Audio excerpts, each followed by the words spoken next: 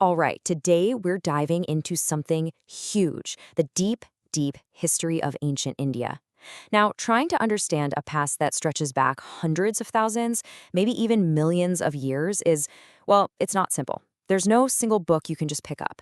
Instead, it's more like a giant detective story, where we have to piece together these tiny fragments of evidence to build a picture of worlds that have long since vanished. So, that's the big question, right? How do you even begin to investigate the distant past? What kind of clues could possibly survive to tell us the story of societies that disappeared millennia ago? Well, let's start with the basics, the historian's toolkit. Okay, so before we can even begin to talk about ancient peoples, we have to talk about how we know about them in the first place. And it all really boils down to the kinds of clues they left behind for us. Pretty much everything we know about the ancient past comes from one of two places. First, you've got the physical stuff people left behind. That's our archaeological evidence. And then you have the things people actually wrote down, the literary sources. And what's really wild is that for most of human history, we only have that first type of clue to work with. And that's where archaeology comes in. It's the science of making sense of all that physical stuff.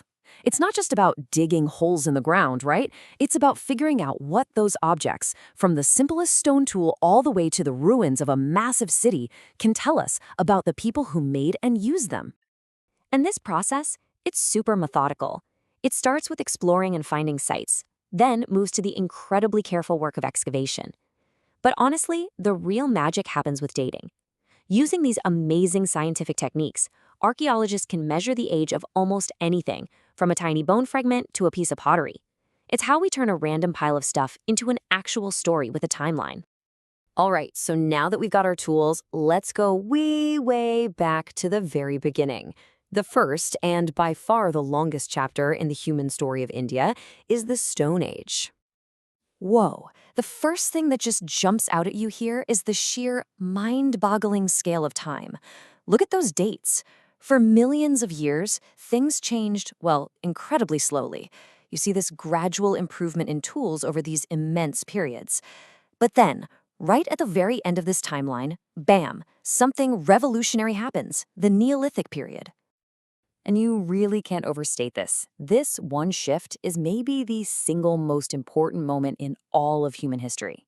Moving from a life of constantly moving around, hunting and gathering, to settling down and farming, it's the foundation for literally everything that came after. Villages having extra food, people specializing in different jobs, and eventually the world's first cities.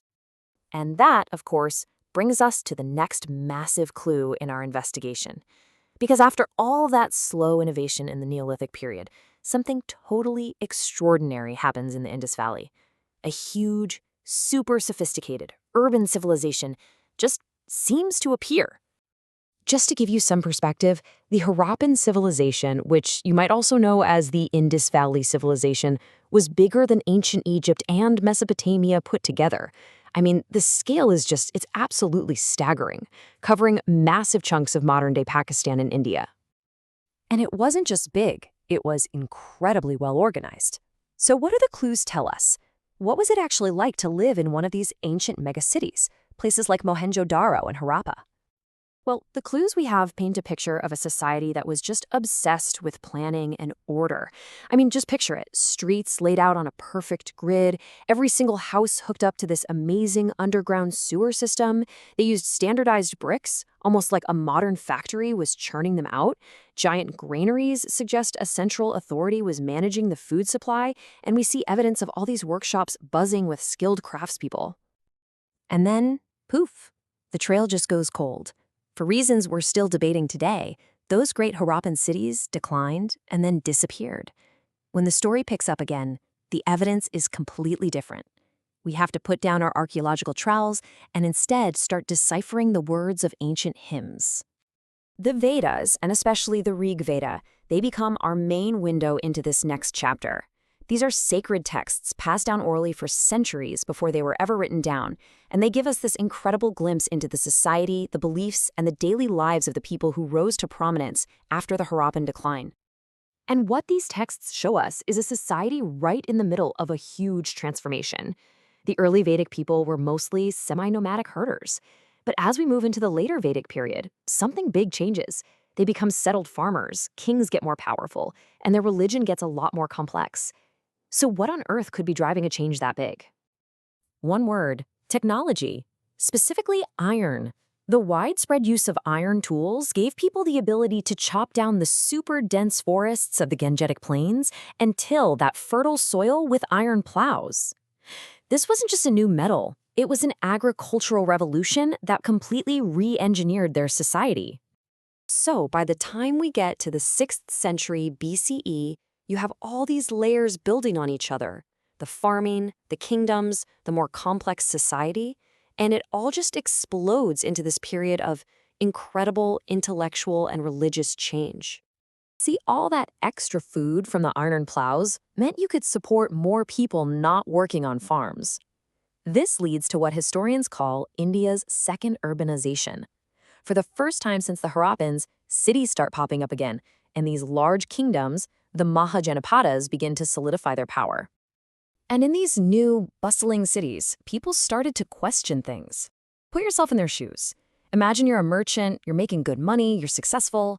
The old complicated rituals feel kind of out of touch. The rigid social structure doesn't really fit your life anymore. You start looking for a spiritual path that actually speaks to you. That was the feeling all across society. And out of all this questioning, tons of new ideas and philosophies pop up.